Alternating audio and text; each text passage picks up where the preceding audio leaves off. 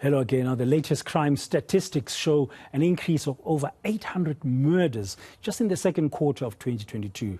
Of over 7,000 murders were recorded, more than 900 were women. And in a country with a deeply traumatic past, this may be no surprise. People are living with unhealed trauma, with some not even aware of its existence. Actually, the majority of us are not aware.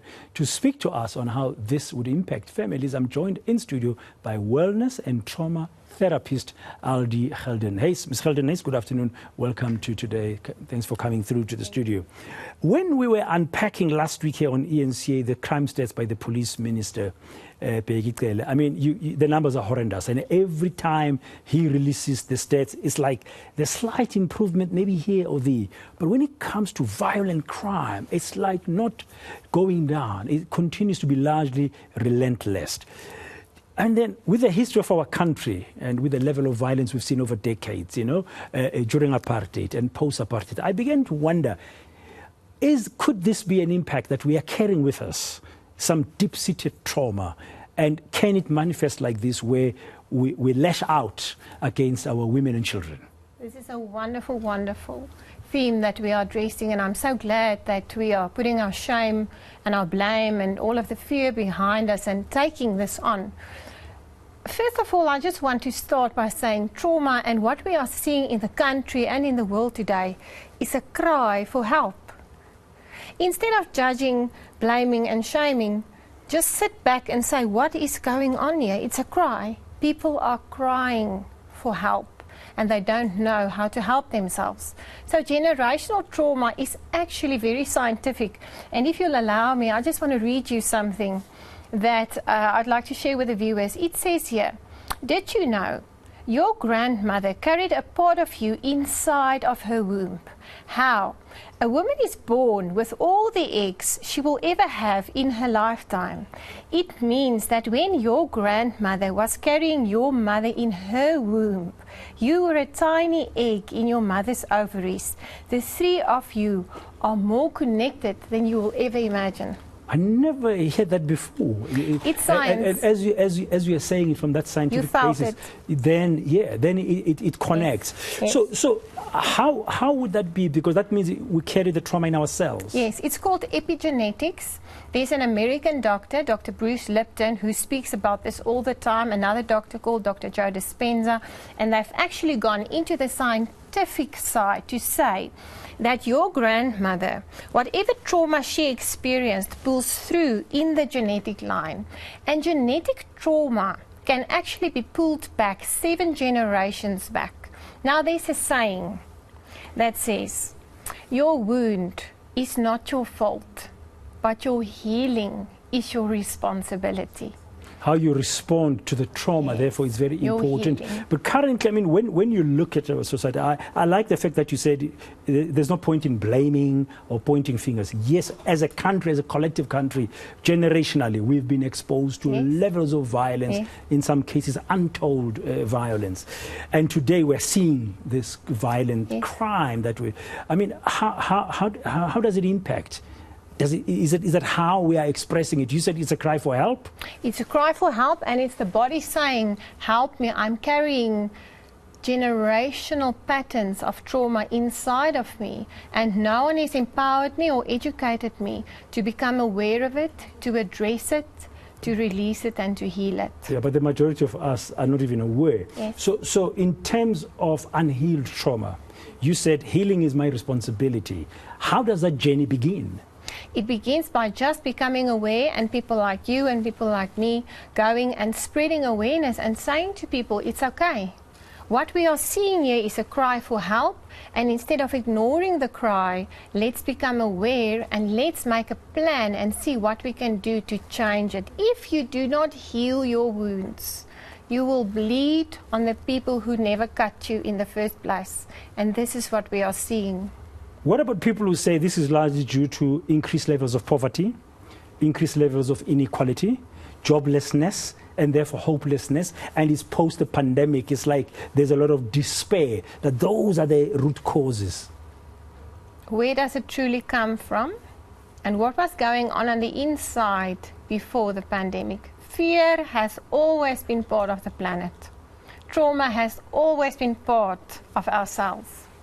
We need to just become aware of it, and we need to start being the change, like Gandhi said, that we want to make in the world. And it starts with you and me. It starts with you and me, and it's about wellness on the journey.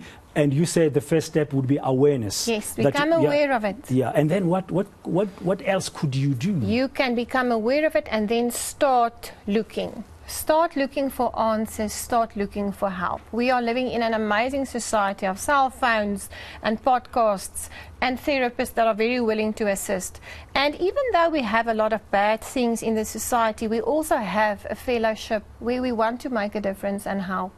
Yeah, I was just about to ask you, where's the space there for human solidarity and kindness? And again, repeating that we're not blaming anybody, but I mean, crime is crime. Whoever commits it, if you've committed GBV or you've killed a child, you need to pay for the consequences. Absolutely. But where does this human solidarity thing feel? Or in South Africa, we talk about Ubuntu, for example. Where does it fit into this picture? Because the trauma that we carry, I mean, goes back hundreds of years. It does. In fact, thousands of years. The subconscious actually even goes as far as the cave times where you had to protect yourself against the lion. So just by taking everything one step at a time and saying, what can I do in my immediate community? How can I make the difference around me and start creating awareness and shining the light on what's going on here? That is how we are going to change this and heal the collective wound we are all carrying. Normally, you are a trauma therapist. Normally, I think trauma would be dealing with somebody maybe who's been in an accident recently, or somebody was attacked, assaulted, and they'll come to you and they're traumatized. But this is a different one. Okay? Trauma is very, very intricate. And trauma is something that we can talk for hours about. But trauma is actually a response in the emotional and physical body of something that you perceived as unpleasant because of your perception to it. So I cannot say your trauma is small and your trauma is big. Trauma is an intricate shock to the body that happens to everyone on the planet. Besides it finding expression in acts of violence, for example, yes, is trauma also dangerous to one's health? Extremely dangerous. So trauma locks in the body if it's not addressed. And that is why we have so many suicides, depression, anxiety. It's the emotional wellness at this time is so bad. And as I say again, I sit back and I just observe, and all I see around me is a cry for help. And if everybody that knows something about trauma can just put their hand up and say, I want to help, I want to make a difference, let me spread out in my community and start spreading the word and empower people to empower themselves, the change will come. Yeah. Would you say, for example, we just had a second presidential GBV summit a few weeks ago in Midrand. Would you say on such occasions and such summits, we need to be putting on the agenda how we can deal with trauma as communities, as individuals and stuff, as part of a solution? For me, it's number one. Because once we start empowering and healing and reconciling and promoting emotional freedom, it's going to have a ripple effect. And you know what? Even though trauma can run through the generations, the healing can run through it as well. Yeah, we've got about less than a minute to go, and I just want to say, is there any other question you think is very important for us to understand as a society? Because, I mean, the levels of suffering, it's an untold suffering in households, poor and otherwise, in terms of the exposure we are getting currently to violent crime. Is there any other question you think we need to be aware of? I just want to reiterate the fact that we are responsible for our healing. And your wound is not your fault, but your healing is your responsibility. And to all the parents out there and the grandparents and everyone listening to me today, for the sake of our children, for our future generations. And it's not about it's not a class thing. No, eh? It's not a race thing. Nothing. It's about when I heal myself, I can heal everyone around me. And when I heal myself, my children and my great-grandchildren are going to have a better future. Because trauma is collective and everyone has it.